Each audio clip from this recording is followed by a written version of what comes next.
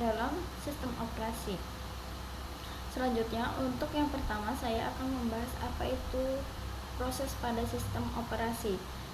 Sebelum kita mulai, mari kita pahami terlebih dahulu bagaimana program dibuat atau aplikasi itu dibuat.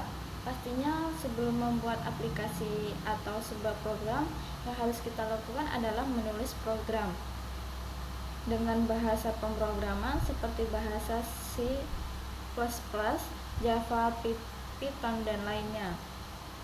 Kita tahu ya bahwa komputer tidak mengerti bahasa tersebut secara langsung, tapi komputer hanya tahu tentang kode binari yang terdiri 0 dan 1 saja. Untuk itu teman-teman, program yang harus dikonversi ke kode binari yang namanya compare ini akan menerjemahkan bahasa-bahasa tadi menjadi bahasa mesin, kemudian dapat dimengerti oleh komputer kita.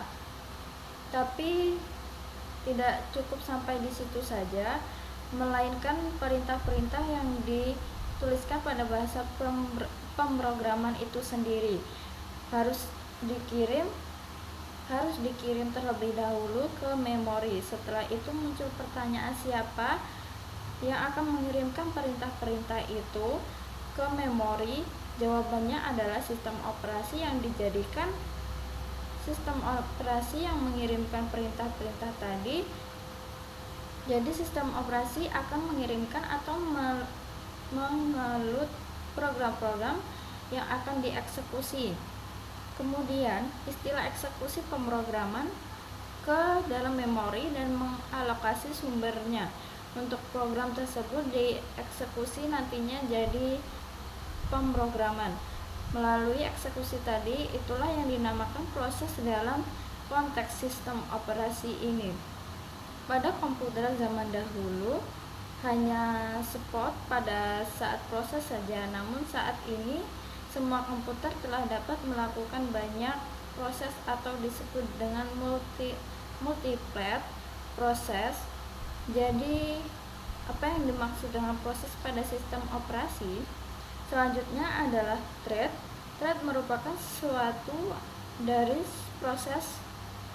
suatu proses. Jadi kalau misalkan satuan panjang ataupun jarak itu satuan kilometer, sentimeter, itu satuan dari proses. Ini adalah thread.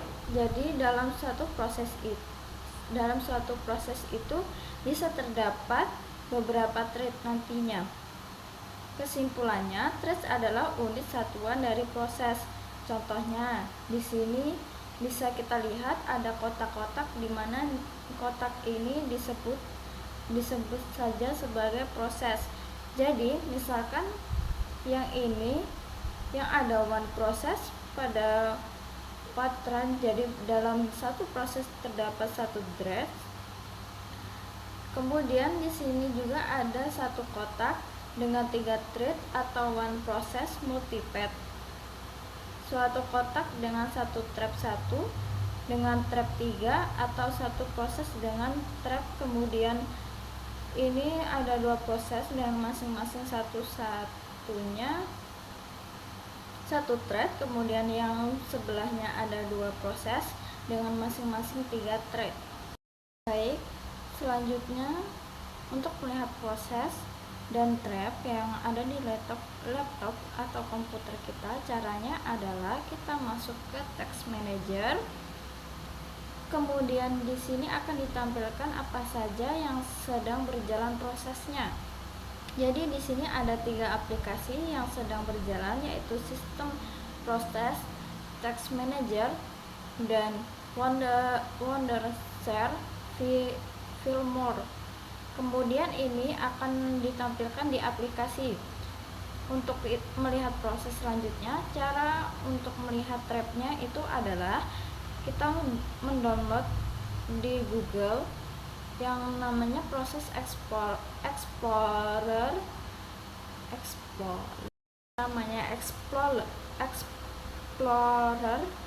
filenya cuman kecil, sekitar 1,8 MB kalau tidak salah.